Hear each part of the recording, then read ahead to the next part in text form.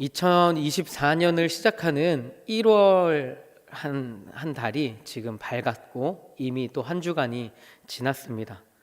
여러분들은 한 해에 어떠한 소망을 가지고 어떠한 비전을 가지고 살아가겠다 다 다짐하셨지요?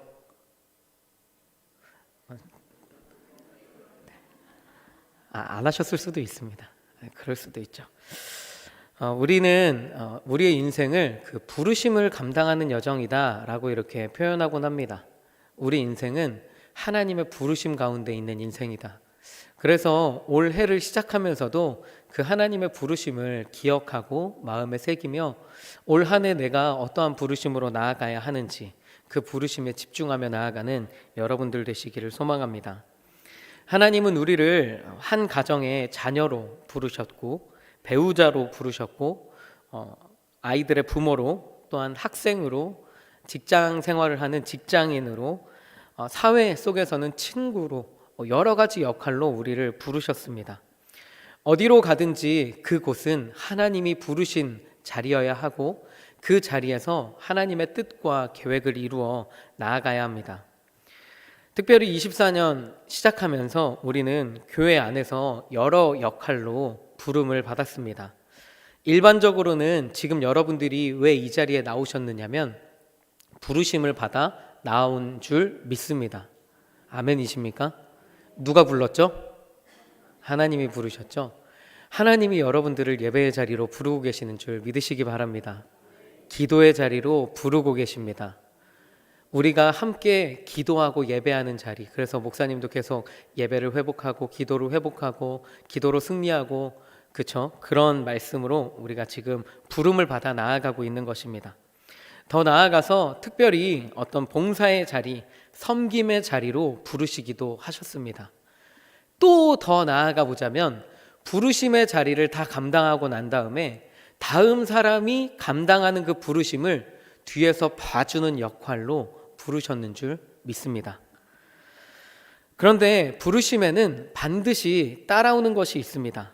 하나님께서 우리를 부르실 때 반드시 주시는 것이 있는데 무엇을 주시겠습니까? 오늘 말씀의 제목이 제가 오전 말씀 제목 여쭤본 거 아닌데 지금 말씀 제목 무엇이죠? 부르신 이가 주신 능력. 그렇죠? 하나님이 부르시면 반드시 무엇을 주실까요? 능력을 주신다 말씀하고 있습니다. 오늘 말씀 그 베드로후서 1장 3절 말씀을 쉬운 성경으로 읽으면 이렇게 나와 있습니다. 우리 함께 합독하도록 하겠습니다. 그리스도께서는 하나님의 능력으로 우리가 하나님을 섬기며 살아가는데 필요한 모든 것을 허락해 주셨습니다. 이 모든 것은 우리가 그분을 알 때 받게 되는 것입니다. 그분은 자신의 영광과 선함으로 우리를 불러주셨습니다. 아멘. 여기서 보면 하나님의 능력은 하나님이 필요해서 부른 모든 사람들에게 다 임하게 되는 것이다 라고 말씀하고 있습니다. 아멘이십니까? 여러분 하나님이 부르셨습니까? 능력 주셨습니까? 네, 그렇게 믿고 나아가는 여러분들 되시기를 소망합니다. 그런데 우리가 능력이라고 했을 때 어떤 분들은 자신 있게 받았다라고 이야기하실지 모르겠으나 어떤 분들은 받았나 하실 수도 있고 어떤 분들은 안 받았다 하실 수도 있지요. 그렇죠? 그런데 왜 이러한 일들이 일어나는가 그것을 조금 같이 나누어 보고자 합니다. 부르심에 능력이 반드시 주시는데 능력을 주시는 유형에 따라서 지금 당장 내가 그 능력을 받았을 수도 있지만 앞으로 받게 될 수도 있다는 것을 함께 나누고자 합니다. 그 부르심의 유형, 부르신 자들에게 능력을 주시는 유형 세 가지를 함께 나눌 텐데 첫째로 하나님은 능력을 주시고 부르심을 이루십니다. 능력을 주시고 부르시는 하나님, 이게 바로 첫 번째 능력을 주시는 유형입니다. 대표적인 인물이 바로 바울입니다. 바울은 하나님의 부르심을 받기 전에 꽤나 괜찮은 능력들을 가지고 있었습니다. 사도행전 22장 3절에 보면 이렇게 말씀하고 있지요. 함께 봉독할까요? 나는 유대인으로 길리기아 다소에서 났고 이 성에서 자라 가말리알의 문화에서 우리 조상들의 율법에 엄한 교훈을 받았고 오늘 너희 모든 사람처럼 하나님께 대하여 아멘. 지금 바울은 자신의 스펙을 이야기하고 있습니다. 내가 이러한 삶을 살아왔던 사람이다 라고 하면서 소위 말하는 금수저였다 라고 이야기하는 것입니다. 나는 공부도 많이 했고 어느 정도 재벌도 가문도 좋은 가문이고 나에게는 세상 속에서 남부럽지 않을 만한 능력들을 가지고 있습니다 라고 이렇게 이야기를 하고 있지요. 근데 우리가 주목해야 할 것은 예수님을 만나고 난 다음에 바울이 그 모든 것들을 다 없애버릴 수 있었을까요? 하나님이 부르시기 전에 바울이 사람들을 잡아다니고 막 괴롭히고 그리스도인들을 막 옥에 가두고 때리고 했을 때 사용했던 그 능력들이 예수님을 믿고 난 다음에 완전히 사라졌을까요? 그의 지혜가 없어지고 학벌 가운데 배웠던 모든 것들이 없어지고 갑자기 생각이 그 예수님 믿기 전에 있었던 모든 기억들은 다 지워지고 예수님을 믿고 난 후의 기억만 남아 있었을까요? 그렇지 않았다는 것이지요. 하나님을 진짜 믿기 전에도 가지고 있었던 그 능력들을 이제 하나님을 위해 사용하게 되었다는 것입니다.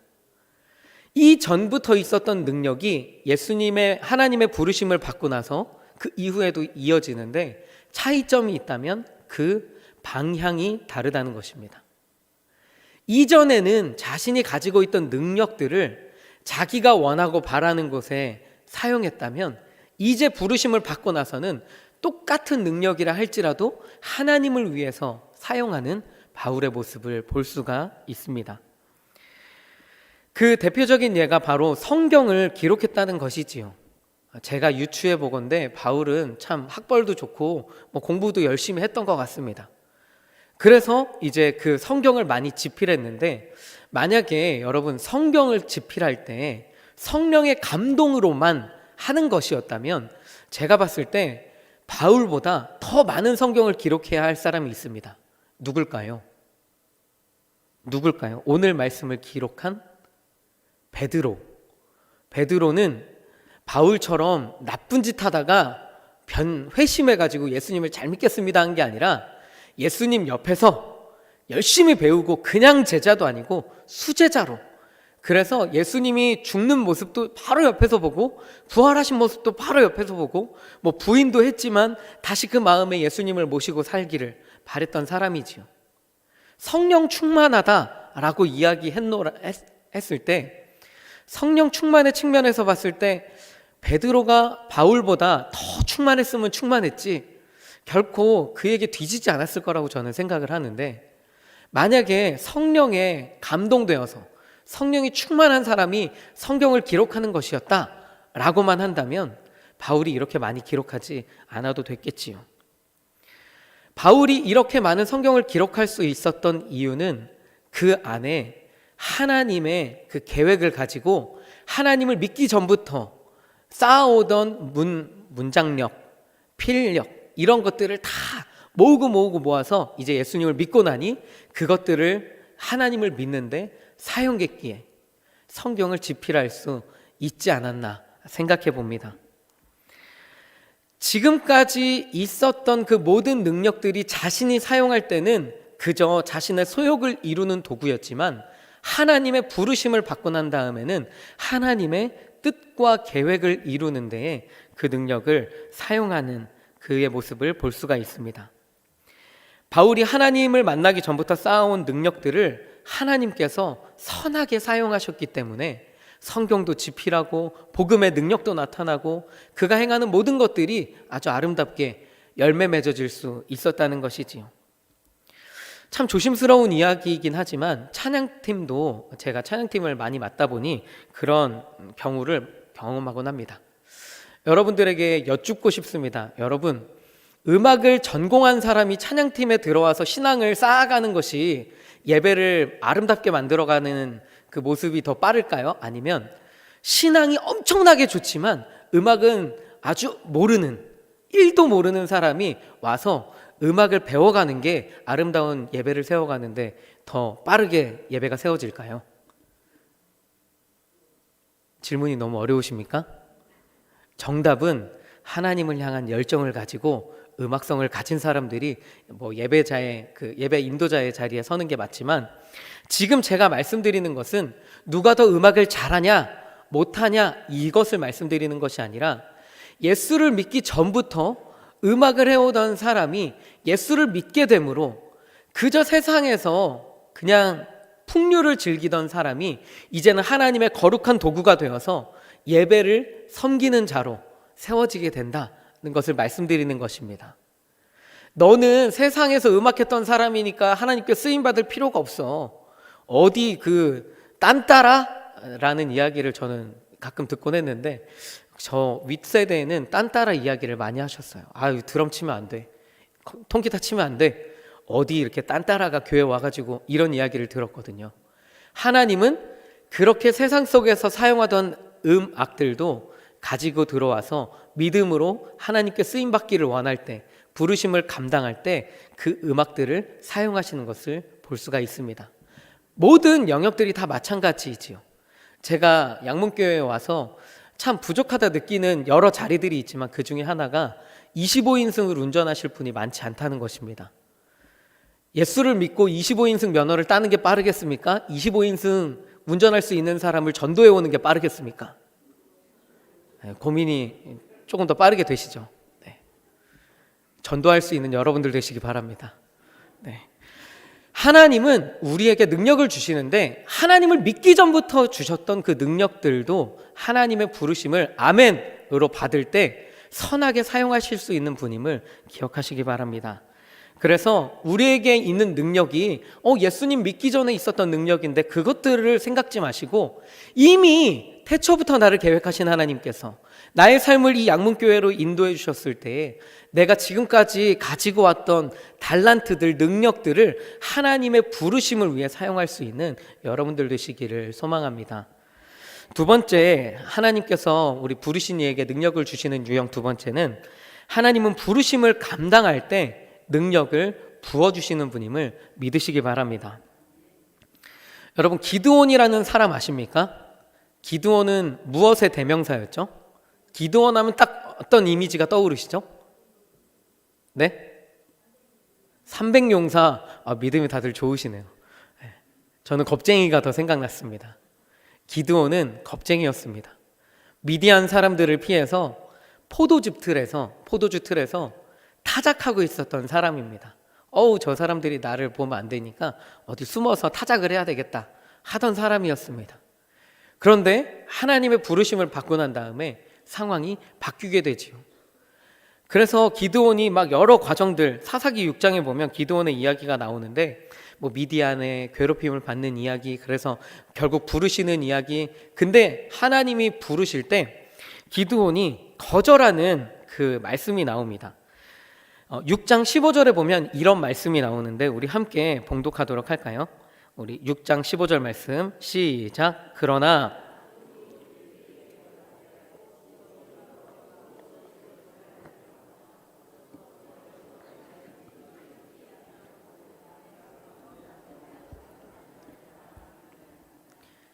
아멘. 자, 여기서 보면은 기드온이 대답했는데 누구한테 대답한 거냐면 여호와의 사자에게 대답한 것입니다. 기드온이 막 벌벌 떨고 있을 때 여호와의 사자가 이렇게 이야기한 거예요. 큰 용사여, 하나님이 너와 함께 하시는도다 라고 이렇게 이야기를 하면서, 너를 하나님이 들어 쓰사 미디안을 치실 거다 라고 했을 때 기드온이 이렇게 거절한 겁니다. 나는 굉장히 작은 자입니다. 이건 겸손의 표현이 아니에요. 거절의 표현입니다. 나는 할 수 없어요. 나는 아까 바울이 이야기했던 것과 정반대죠. 나는 학벌도 좋지 않고 집안도 좋지 않고 아주 작은 자예요. 나는 보잘것이 아무것도 없는 사람이에요. 그러니 부르심 감당하기 싫습니다. 겁먹었던 거예요. 나는 할 수 없는 사람이다 라고 이렇게 이야기했던 것이죠. 근데 그럼에도 불구하고 하나님이 너를 부르신다 해서 이슬이 이렇게 털뭉치에 맺히고 말고 막 이러면서 여러 가지 과정들을 다 설명드릴 수는 없지만 결국 부르심을 따라가게 되지요. 그때 기드온이 사람들을 모으기 시작했습니다. 3만 2천 명의 사람들이 모였는데 하나님께서 야, 너무 많아, 돌려보내. 뭐라고 하시냐면 겁쟁이들은 돌아가게 하라 이렇게 이야기하십니다. 그럼 제 생각에는 기드온이 먼저 돌아갔어야 돼요. 근데 기드온은 남아있고 거기에 22,000명이 돌아가고 10,000명이 남지요. 그리고 또 돌려보내고 또 돌려보내서 300명이 나중에 남게 되는 것입니다. 근데 이렇게 돌려보내고 미디안과 이제 싸움을 하는데 미디안의 군대 너무 많은 거예요. 근데 기드온이 싸움을 하겠다 다짐을 하고 이제 결정적으로 이제 나아가는 것이죠. 그런데 전쟁하는 시기도 참 굉장히 어려운 시기입니다. 원래 밤중에 전쟁하는 것은 굉장히 훈련이 많이 된 군사들이랑만 할 수 있는 전략이에요. 그런데 하나님이 뭐라고 하시냐면 밤중에 찾아가가지고 그들을 다 쓸어버려라 이렇게 말씀하시는 거예요. 가서 뭐 항아리랑 뭐 나팔이랑 들고 가서 뭐 이렇게 막 하는데 결국 그 응답을 어떻게 하지요? 따랐을까요? 안 따랐을까요? 따랐다는 것입니다. 하나님의 부르심을 감당하겠다 다짐하고 나아가는 그에게 하나님은 큰 용사라 칭해주셨던 먼저 칭해주셨던 그 말씀처럼 그에게 용기를 주시고 믿음을 주시고 승리할 수 있는 확신을 주셔서 결국 300명의 사람을 가지고 미디안 사람들을 물리치는 모습을 볼 수가 있습니다. 여러분들을 부르신 분이 하나님이시라면 지금 당장의 모습이 초라해 보일지라도 사람들은 야, 너 막 능력도 안 되는 사람이 뭐 이렇게 거기 서 있냐 이런 이야기를 들을지라도 그 부르심을 아멘으로 감당하게 될 때 힘과 능력을 주시는 분임을 믿으시기 바랍니다. 나는 연약하지만 주의 말씀을 의지하여 나아가겠사오니 라고 할 때에 하나님은 그에게 힘과 능력을 주시는 분이심을 믿으시기 바랍니다. 아직 부르심을 감당하는데 능력이 없다. 더 감당하시면 하나님이 주실 줄 믿습니다. 때와 시기는 오직 하나님께 달려있으나 결국 하나님은 부르심을 감당하는 자들에게 능력을 주심을 믿는 여러분들 되시기를 바랍니다. 셋째로 그 하나님께서 부르신 이들에게 능력을 주시는 그 방법, 세 번째 유형은 동역자를 붙여주셔서 부족한 능력을 채우게 하십니다. 때때로 하나님은 능력이 없는 사람들을 리더의 자리에 세우실 때가 있습니다. 그 대표적인 예가 바로 모세 아니겠습니까? 모세 어떤 사람이었습니까? 입이 둔한 사람이었습니다. 뭐 그 앞에도 모세의 결점을 찾으라면 아주 뭐 많이 있지만 뭐 다 떠나서 모세가 입이 둔한 사람이어서 너 가서 왕에게 가서 이제 나의 백성들을 끌고 오겠다고 이야기를 해라 라고 이렇게 이야기했을 때 나는 입이 둔한 자라서 할 수 없습니다 라고 이야기를 했지요. 그때 하나님이 누구를 생각나게 하셨죠? 아론을 생각나게 하셨습니다. 야, 말 잘하는 아론이 있지 아니하냐, 같이 가 라고 이렇게 말씀하시지요. 정말 하나님께서 그 옆에 동역자를 붙여주셔서 그가 할 수 없었던 일들을 함께 이루어가게 하셨습니다. 우리가 간혹 간과하는 부분이 있습니다. 그 부분 중에 하나는 리더는 언제나 능력이 뛰어나야 한다라고 생각하는 것입니다. 나보다도 못한 게 무슨 리더야 라고 생각할 때가 있다는 것이지요. 결국 누군가 앞에 서려면 누군가보다 앞서 있는 능력이 있어야 한다라고 이렇게 생각할 때가 있습니다. 그런데 사람은 모든 영역에서 다 우월할 수가 없어요. 하나님이 공평하시기에 그 사람의 단점이 보일 수밖에 없지요. 그런데 그 사람의 단점을 보고 계속 끄집어 내린다? 그 사람을 공격한다? 이것은 우리 마음 가운데 은연중에 리더는 능력이 있어야 돼 라는 믿음이 깔려 있다는 것이지요. 리더는 하나님이 세우는 거야 라는 믿음이 아니라 리더는 능력이 있어야 돼 라고 생각한다는 것입니다. 우리 마음 가운데 이런 생각을 하게 되지요. 저렇게 부족한 사람이 왜 리더가 되었을까?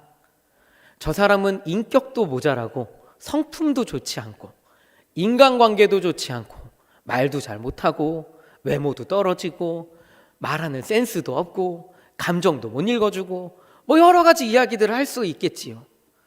그런데 그의 부족함을 우리가 발견하게 되었을 때에 생각을 조금만 뒤집어 보면 어떨까요?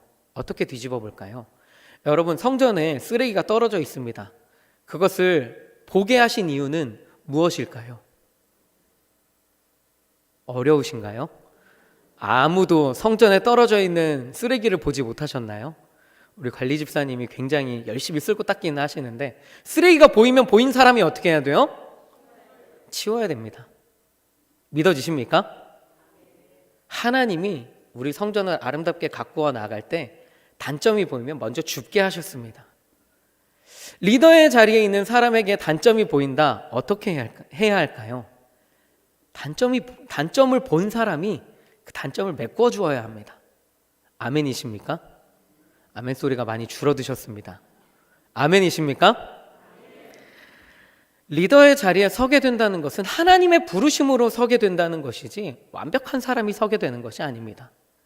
우리의 기준과 잣대를 가지고 그 사람의 완전함과 온전함을 이루어야 한다고 주장하며 그 사람의 단점과 흠을 꼬집어서 리더의 자리를 부정하는 것은 하나님의 부르심을 부정하는 것이며 우리 안에 역사하시는 하나님의 사랑을 베풀지 못하는 처사입니다. 우리 마음 가운데 연약한 리더가 보였다면 그 리더를 위해 함께 기도하고 세워주며 이 공동체가 하나님 보시기에 아름답게 세워질 수 있도록 함께 가꾸어 나아갈 수 있는 여러분들 되시기를 소망합니다. 여러분들 그렇게 도와주시면서 또 한 가지 짚어야 할 것은 리더의 자리에 서 있는 여러분들께서 누군가의 도움 받기를 민망하게 생각지 마세요. 내가 부족하니까 아우 저렇게 도와주는구나, 아우 리더의 자리에서 이런 도움이나 받고 나는 되게 능력이 없는 사람이구나 생각할 필요가 없습니다. 왜요? 하나님이 모세를 그렇게 부르셨기 때문이죠. 아론이 있지 아니하냐? 그러면 우리도 그렇게 생각할 수 있습니다. 옆에 부장님이 조금 힘이 좀 없다, 뭐 부족함이 보였다, 부감님이 채워주시고, 부감님이 못 채우신다 그러면 서기가, 회계가, 뭐 총무님이 뭐 다 옆에서 채워주시면서, 안 되면 부원들이 채워주시면서 하나의 공동체를 만들어가는 것이지요. 그냥 이렇게 도와주시는 게 당연하다 여기지는 마시되 민망하게는 여기지 마시고 하나님께서 나에게 이런 동역자를 붙여주셨음을 감사하시기 바랍니다. 반대로 리더의 부족함이 보여서 내게 있는 능력으로 리더를 섬겨주었을 때 어깨가 으쓱해질 필요가 전혀 없습니다. 여러분들이 리더의 앞에 서 있기 때문에 그를 도운 것이 아니라 하나님의 부르심이 그랬기 때문에 도와주신 것입니다. 리더의 부족함을 채워주셨다면 나에게 이런 능력 주신 하나님께 감사하시고 함께 동역할 마음을 주신 리더에게 감사하시기 바랍니다. 서로에게 감사하고 더 나아가선 하나님께 감사하게 될 때에 우리 공동체는 하나님이 주신 능력들을 아름답게 조화를 이루며 사용하게 될 것입니다. 다시 우리 오늘 말씀으로 돌아와서 말씀을 정리해 볼까요? 우리 오늘 처음에 읽었던 그 3절 쉬운 성경 말씀으로 다시 한번 읽도록 하겠습니다. 3절 말씀입니다. 그리스도께서는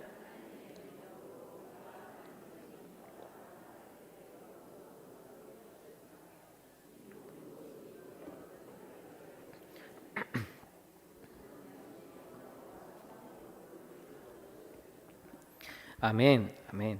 여기서 보면 부르심의 주체를 분명하게 말씀하고 있습니다. 누가 부르셨지요? 하나님이 불러주셨다 말씀하십니다. 왜 당연한 이야기인데 이 짧은 시간에 계속 여쭤볼까요? 누가 부르셨다고요? 하나님이 부르셨다고 한다면 우리는 하나님의 부르심 안에 반드시 능력이 포함되어 있음을 믿으시기 바랍니다. 부르심과 능력은 떨어질 수가 없습니다. 하나님은 그 부르심에 합당하게 살아갈 수 있는 모든 능력을 우리에게 주셨다 말씀하셨습니다. 자, 그러면 우리는 이제 이런 선택을 해야 되겠지요. 부르심, 내가 하나님의 어떤 부르심을 받아서 어떤 역할들을 섬긴다라고 했을 때 이 부르심의 자리가 하나님이 부르신 게 아니라고 해서 거절을 하시든지, 만약에 그 부르심을 이루어 가신다면 하나님이 나에게 능력을 주셨다 믿고 열심히 섬기시든지 둘 중에 하나를 택해야 합니다. 어정쩡하게 부르심에 응답은 했지만 이게 누가 불러준 거지? 친한 저 장로님이, 집사님이 나보고 좀 한 번만 해주라 그러니까 그냥 해주는 건가? 그렇게 생각지 마시고 하나님이 부르셨구나, 이 부르심에 대한 확신이 여러분들에게 있기를 소망합니다. 그 부르심이 있고 난 다음에는 그 주신 힘과 능력을 가지고 승리하시면 됩니다. 아직 능력이 없다고 해서 겁먹지 마시기 바랍니다. 부르심을 감당하며 나아가고자 한다면 하나님은 반드시 그 부르심에 합당한 능력을 주실 것입니다. 이렇게 하나님을 신뢰하는 마음, 설령 내게 없는 능력이 계속 생기지 않더라도 그러면 동역자를 붙여서라도 주시는 하나님의 그 능력들을 믿는 마음으로 나아갈 때에 2024년에도 맡겨진 직분과 섬김의 자리를 풍성히 감당하는 여러분들 되시기를 소망합니다. 더 나아가서 순종과 섬김으로 양문교회를 향한 하나님의 뜻과 계획을 이루어가는 여러분들 되시기를 소망합니다. 우리 이 시간에 하나님의 은혜 우리 한 번 더 고백하며 우리 다시 한 번 더 결단하며 나아가도록 하겠습니다.